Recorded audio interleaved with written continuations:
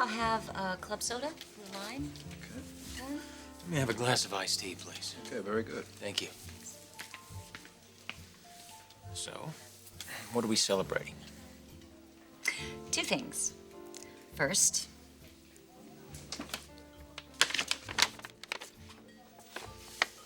What is Amsterdam? open it.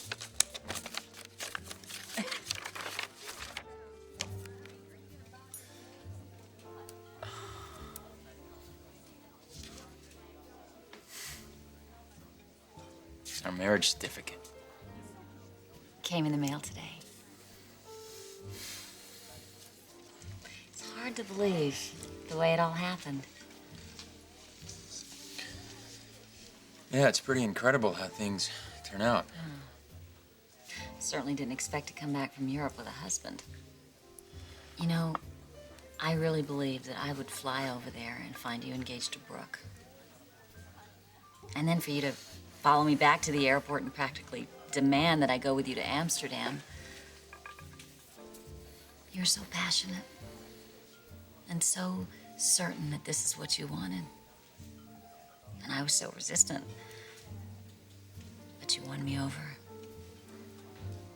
You convinced me that I could trust you again, that you wouldn't hurt me, and that we would be together for the rest of our lives. You said all the right things. I had to say yes.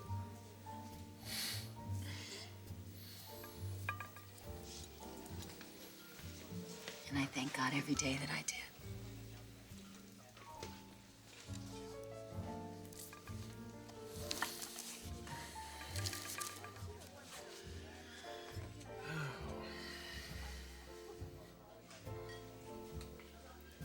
Right this way.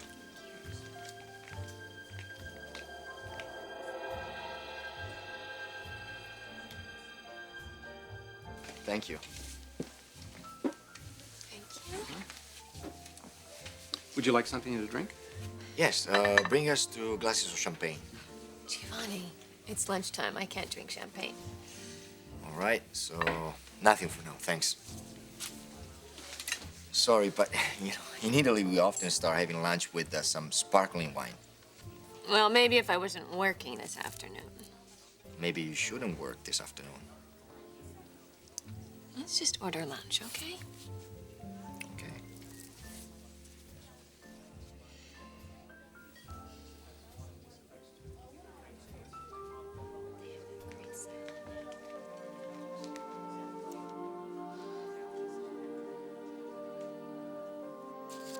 All right, good. Just give that to Brooke right away. Oh, I forgot. She's out to lunch with Giovanni. Giovanni. Okay. Track down Thorne and tell him. Actually, he's out to lunch with his wife. Oh, for God's sakes. Is anybody working today? I am. And you're doing a wonderful job, Becky. Thank you. Better get back to it. Yeah. Oh, hi, Miss Forrester. Hi. Nice to see you again. Now, this is unexpected. I'm just full of surprises. Let me guess. You're here to take your husband to lunch. Not today, sweetheart. I'm meeting Morgan DeWitt.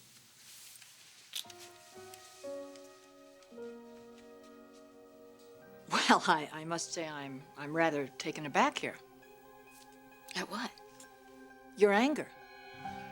Oh, you think that you don't deserve it? No, I don't. Look, Stephanie, I am not 17 years old anymore. And what has that got to do with anything? Look, I think you should go. I'm not leaving until I find out exactly what's on your mind. You know exactly what's on my mind. It's been torturing me every damn day of my life ever since I left this place, and it is all your fault. Every agonizing minute, every nightmare. It's all your fault, and don't you dare pretend that it isn't.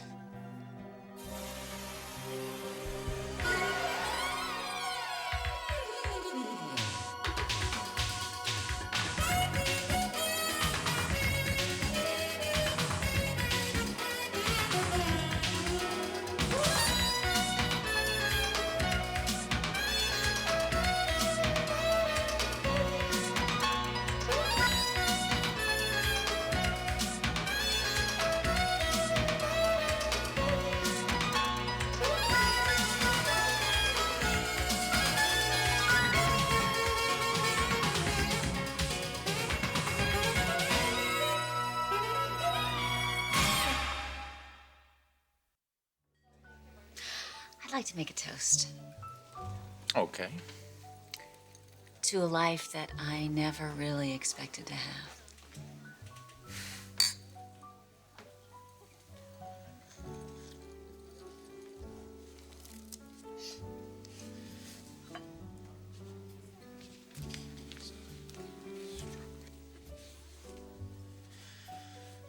Is that really how you felt? That we would never get married? I thought it was over for us, Thorne.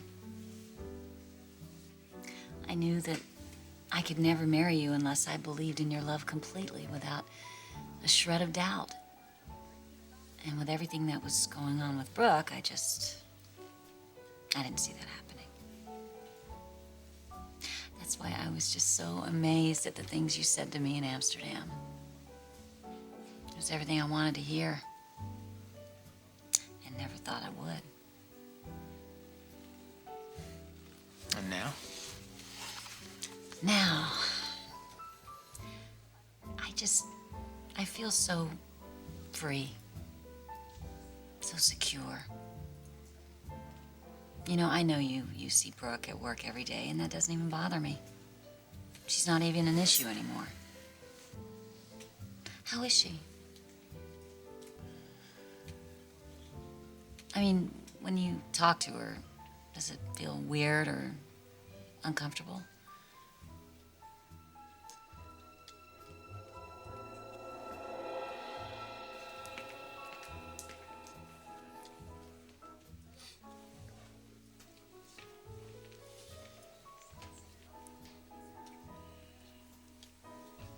Do you know what you're gonna have? I don't know. I'm not that hungry. Maybe just a small salad. Perhaps you'd be hungry if you were sitting over there with Thorne instead of Macy. Oh, you saw them here? He broke your heart, didn't he, when he married Macy? Now, why in the world would you say something like that? Well, because I've seen the two of you at work together, and I saw how unhappy you are afterwards. I really don't want to discuss my personal life.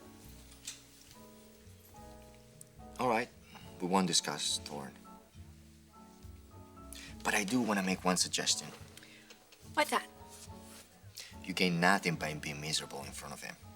You want him to see you sad and dejected, I really don't give a damn how he sees me. but he's watching you. You are aware of that. Yeah, so? So if Thorne isn't a factor in your life, why not prove that to yourself and to him? By having fun. Yes. And if he is a factor, then it's better than he sees you having fun.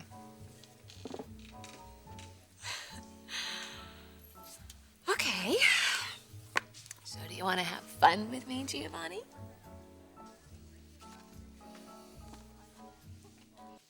You're here to see Morgan? Yes, I'm taking her to lunch. Again? I mean, didn't you just do that the other day? Yes? How was it? It was great. Must have been to go 2 days in a row. I really enjoyed talking to Morgan. Really? What'd you guys talk about? I mean, talk about me?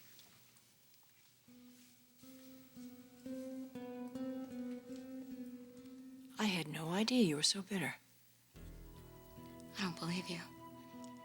Well, the last time I saw you, I put you on an airplane. I mean, I realized that you were traumatized. Traumatized? I was a teenage girl who had just been through hell. I mean, it was the worst experience of my life. Yes, but I thought I was very sensitive to you at the time. Were you, Stephanie? Were you really?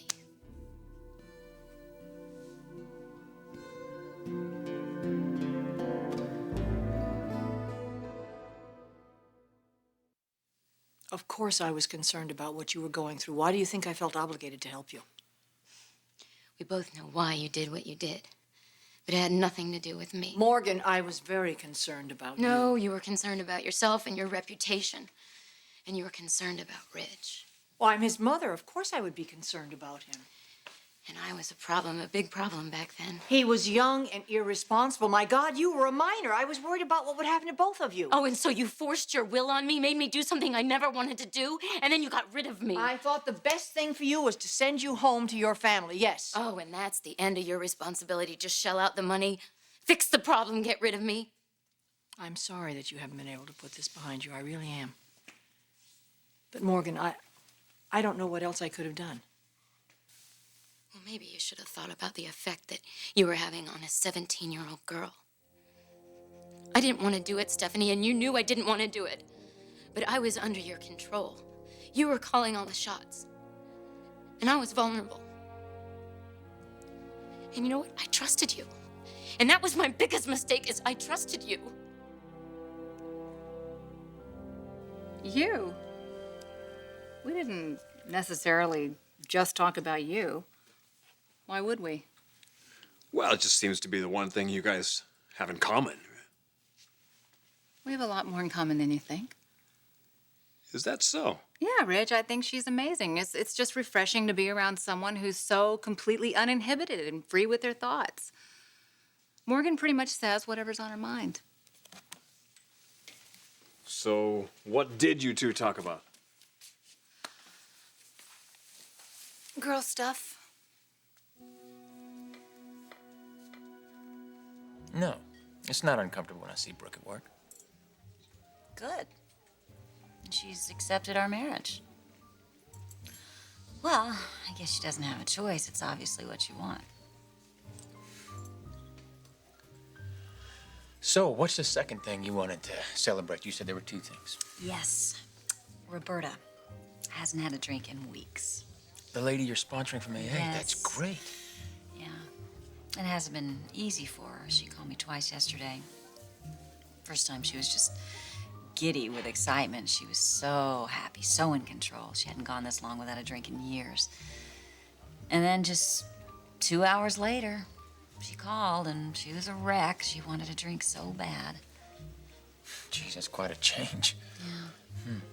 That's the way it is with an addiction, you know. One minute you feel like you can conquer the world, that everything is behind you. And then suddenly, with just the turn of a thought, you feel so weak and so vulnerable, and all you can do is think about taking that first drink. Anyway, I went over there and I talked her through it. I think she felt okay when I left. Good. Good for you. You keep your cell phone on you in case she needs you? Absolutely. She'll call me if she needs me. She better. I'm gonna order something. I'm starving. I've gotta make a decision.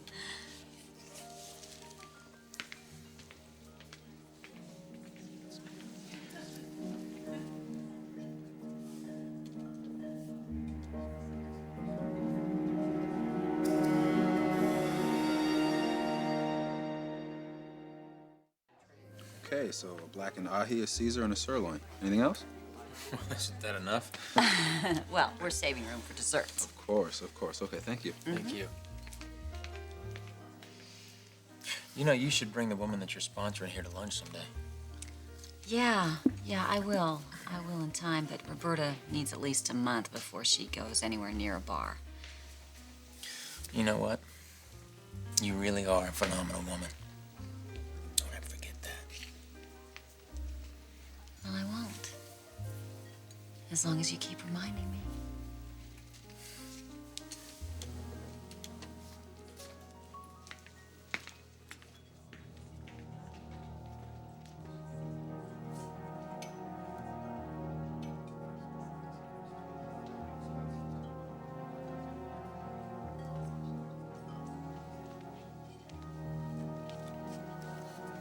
Hello, Roberta. Haven't seen you in a while. No, Chip, you haven't. Would you pour me my usual?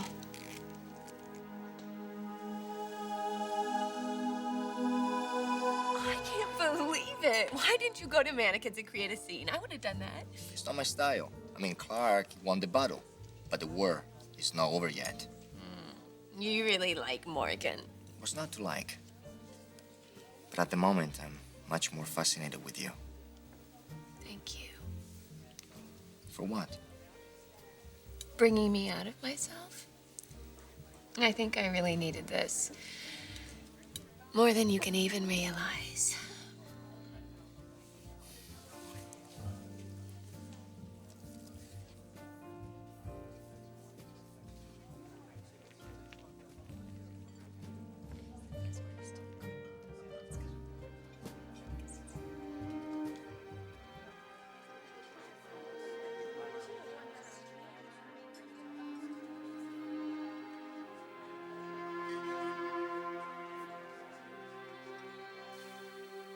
Let me ask you, when two women get together and talk girl stuff, it usually means they're talking about men. Oh, how chauvinistic. Oh, please. Okay. Well, enlighten me then.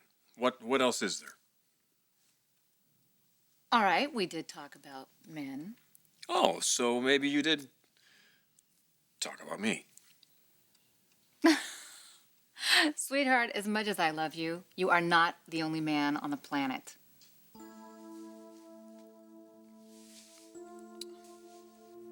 You've really thought about what would happen if we had done things differently, haven't you?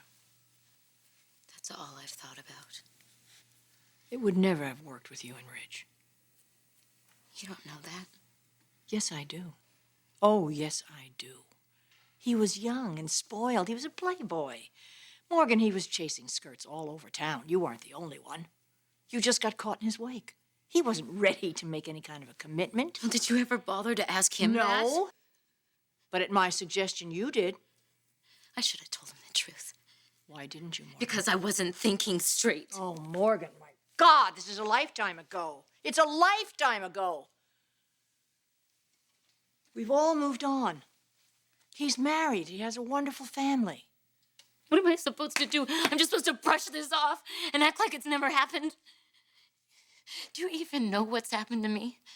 I mean, do you even care? It seems to me you've done wonderful things with your life. Yeah, after years of therapy and a nervous breakdown. Oh, not to mention the nightmares that wake me up screaming at night. And they still happen today. You know, I remember this as if it was yesterday, and I remember every last detail. All our talks, how incisive you were about this was the right thing to do, and everything would be okay. And then there was that hateful morning when everything was done. I felt so empty inside. I felt hopeless. And I was so sure that I had done something just so wrong. And so irreversible.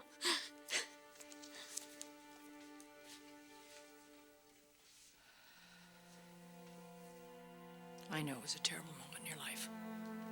I do know that. But it didn't destroy you, did it, Morgan? If anything, it's made you stronger. Stronger. I mean, look at you now. Look at what you've accomplished. Oh, Stephanie, everything I've accomplished was only a reason and a way to keep my mind occupied. I mean, my success in design and my infamous work ethic, it was never joyful, it was never rewarding. It was only a way to keep my mind occupied so I wouldn't think about that time before I left LA. And even now, it doesn't go away. No, those thoughts, they just never leave my mind. They just keep swimming around, eating up my heart and my soul. And you know what? At night, it seems to get even worse. Because that's when I hear the sounds. What sounds?